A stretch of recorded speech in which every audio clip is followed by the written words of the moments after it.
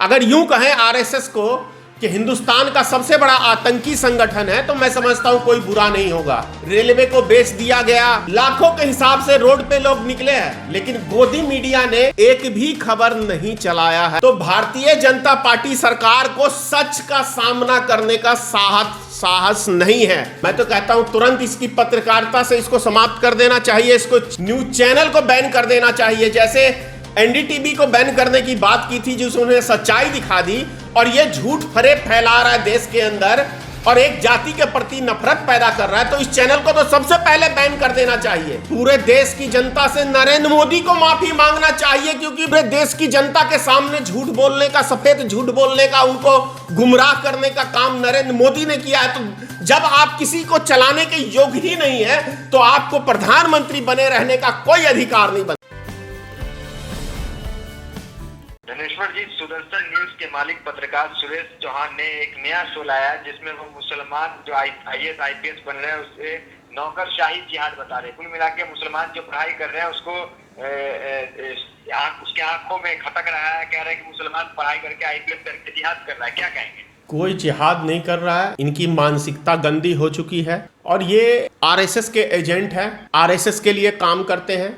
और अभी हिंदुस्तान में यदि कहें हम कि जितनी भी भारत में शाखाएं हैं उसके अंदर भारतीय जनता पार्टी के द्वारा आरएसएस के लोगों को बिठा दिया गया है। चाहे आप गोदी मीडिया को देख लीजिए, तो सब जितने भी संस्था है ये अभी आरएसएस के इशारों पे काम कर रही है, आरएसएस के लिए काम कर रहे हैं। और इनका मकसद है कि सिर्फ मुसलमानों को बदनाम करना और वोट बैंक की राजनीति करना, और देश का जितना भी पैसा है वो सारा लूट के आरएसएस के खजाने में डालना, ये इनका एक मकसद है। फिर इन पत्रकारों पे कार्रवाई क्यों नहीं होती, जबकि विनोद दुआ जैसे पत्रकार पे अक्सर कुछ ना कुछ नोटिस आ जाता है सरकार की तरफ से? वो इसलिए कि सरकार की गुलामी नहीं करते। जो पत्रकार सरकार की गुलामी करते हैं, ये राकेश चौहान जो है, अभी आपने देखा, ये सरकार की गुलामी करता है, ये आरएसएस का एजेंट है, ये आरएसएस का आदमी है और आरएसएस के लिए काम करता है। अगर यूं कहें आरएसएस को कि हिंदुस्तान का सबसे बड़ा आतंकी संगठन है तो मैं समझता हूं कोई बुरा नहीं होगा, क्योंकि इसके संगठन के माध्यम से पूरे दुनिया के अंदर भारत की छवि को बदनाम करने का काम किया है। सभी IAS IPS ने मिल करके सुरेश चौहान जो पत्रकार हैं सुदर्शन न्यूज के, उस पे कार्रवाई की मांग की। क्या लगता है मोदी सरकार में इस तरह के पत्रकारों पे कार्रवाई होगी? बिल्कुल नहीं होगी। जब तक मोदी सरकार रहेगा तब तक किसी भी पत्रकार के ऊपर जो गोदी मीडिया के रूप में मोदी सरकार के लिए काम करती है उसके ऊपर कार्रवाई कैसे हो सकती है? बिल्कुल नहीं हो सकती है। न्याय की उम्मीद नहीं है आपको? बिल्कुल न्याय की उम्मीद नहीं है। मोदी सरकार के अंदर तो कतई नहीं है न्याय की उम्मीद। जनता सरकार से खुश है तो वो सड़क पे क्यों आए? खलबली तो उन्हें मची हुई है जो इसके लोग हैं, या आप जैसे लोग। मेरे जैसे लोग को कोई खलबली नहीं है। हम लोग का राजनीतिक दल के हैसियत से और भारत के हर एक नागरिक का कर्तव्य बनता है कि जब भी सरकार कोई गलत नीति लगाए तो उसका विरोध करना, सरकार के खिलाफ आवाज बुलंद करना, यह हम लोग का कर्तव्य बनता है, हर एक भारतीय नागरिक का कर्तव्य बनता है। लेकिन एक तरफ से अगर बात करें तभी जमात की, तो बॉम्बे कोर्ट से लेकर दिल्ली कोर्ट ने भी खारिज कर दिया है। पर सुधीर चौधरी जैसे जो याद होगा आप से इन्हें जोड़ते थे, उन पर भी अभी तक कार्रवाई नहीं हो रहा है। तो क्या देखिए, सुधीर चौधरी आपको पत्रकार लगता है? सुधीर चौधरी आपको पत्रकार लगता है? वो तो दलाल है। और उसी की सौदेबाजी में कांग्रेस के शासनकाल में सुधीर कुमार तिहाड़ जेल की हवा खा चुका है। यह आपने देखा होगा। एक आदमी को ब्लैकमेलिंग कर रहा था, उसमें गया था वो जेल। तो सुधीर कुमार जैसे पत्रकार हैं कहां? उसे आप पत्रकार मानते हैं? पत्रकार तो है रवीश कुमार, प्रसून वाजपेयी जी, ये सब पत्रकार थे जो ईमानदारी से बात रखते थे। तो उनको आज देखिए चैनल से बाहर कर दिया गया। आखिर प्रसून वाजपेयी जी ने क्या पूछा था इससे रामदेव बाबा से कि आप ट्रस्ट के माध्यम से करोड़ों रुपए का भारत सरकार का जो जीएसटी में टैक्स देना चाहिए उसे आप गमन कर रहे हैं। तो अगले दिन आज तक चैनल से उसको हटा दिया गया। तो भारतीय जनता पार्टी सरकार को सच का सामना करने का साहस नहीं है। ईमानदार पत्रकार के आगे एक लफ्ज ये नहीं बोल सकते हैं, क्योंकि इनका अगर यूं कहूं कि पेशाब उतर जाएगा उनके सवाल के जवाबों में, तो कोई बुरा नहीं होगा।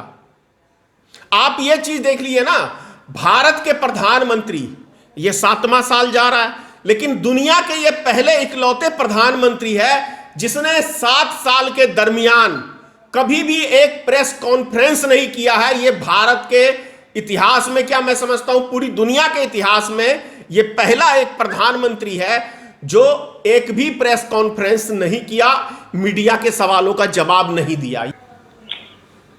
सुधीर चौधरी जैसे पत्रकार और ये सुदर्शन न्यूज के पत्रकार, आप मांग नहीं करेंगे कि अगर किस तरह की कार्रवाई इनसे होनी चाहिए? आप एक पार्टी के संरक्षक हैं। भाई निश्चित मांग करूंगा।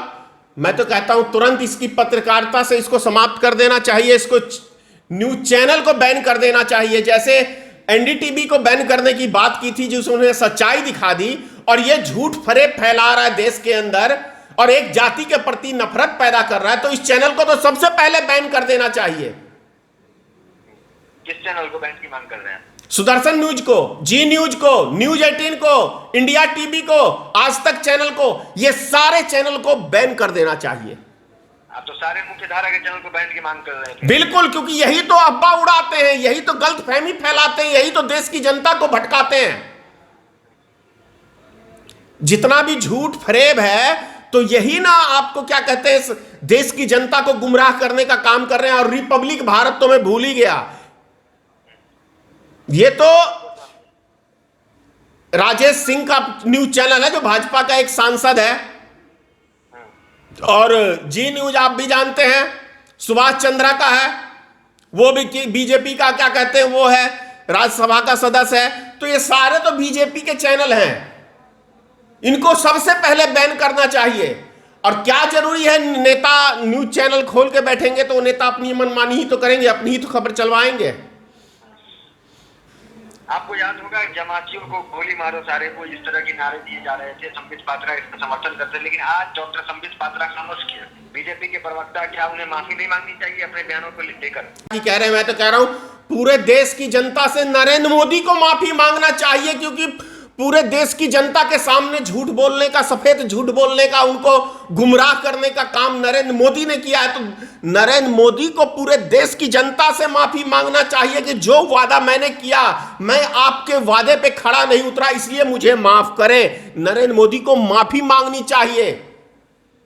आप उसकी बात कर रहे हैं, मैं तो कह रहा हूं कि प्रधानमंत्री को माफी मांगनी चाहिए, गृह मंत्री को माफी मांगना चाहिए। देखिए, रेलवे संभला नहीं संभला, बीएसएनएल संभला नहीं संभला, एलआईसी संभला नहीं संभला, क्या कहते हैं एयरपोर्ट संभला, हवाई जहाज संभला। यानी कि भारत की कोई एक संस्था बता दे भारत सरकार के मेरी सरकार ने इसको बेहतर तरीके से चलाया है। जब आप किसी को चलाने के योग्य ही नहीं है, तो आपको प्रधानमंत्री बने रहने का कोई अधिकार नहीं बनता है। लेकिन इनकी तारीफ तो होती है ना प्रधानमंत्री के। कौन तारीफ करता है? अंधभक्त करते हैं, गोदी मीडिया करती है। और बताइए, कभी आम जनता की बात सुनी आप? और जब से भारत सरकार, मोदी की सरकार बनी है, आपको पता है ना कि 3 बारी प्रतिबंध लगा दिया। लोगों का अपना पैसा बैंकों में जो जमा है उसे भी देने के लिए इनकार कर दिया। तो अब तो ये डर लगता है कि मैं तो ये कहूंगा आपके चैनल के माध्यम से कि पूरे देश की जनता से अपील करूंगा कि किस बैंक का कब भट्ठा गोल हो जाए, बैंकों में पैसा ना रखे। ये मैं कहना चाहता हूं आपके चैनल के माध्यम से देश की जनता से कि आप बैंकों में पैसा ना रखें, क्योंकि भारत सरकार कब ये कह दे कि ये बैंक कंगाल हो गया, और बैंक कंगाल हो गए हैं, इसमें कहीं कोई संदेह नहीं है। किस व्यक्ति का पैसा कब डूब जाएगा, इसकी कोई गारंटी आज के टाइम में नहीं है। धनेश्वर जी, आप मोदी का विरोध कर रहे हैं, कोई आपत्ति नहीं है, आप कर सकते हैं, लेकिन मीडिया जो है, जो चौथा स्तंभ, उस पर आप शब्दों की मर्यादा भूल जाते हैं। इस तरह की बातें क्यों करते हैं आप? मैंने कहा शब्दों की मर्यादा मैं कभी नहीं भूला हूं। जो जिस लायक होते हैं, मैं अच्छे मीडिया की कदर करता हूं, उनके आगे नतमस्तक हूं। मैंने अभी आपको पत्रकारों के नाम भी गिनाए हैं, जिसको एशिया का सबसे बड़ा अवार्ड रवीश कुमार जी को मिला है।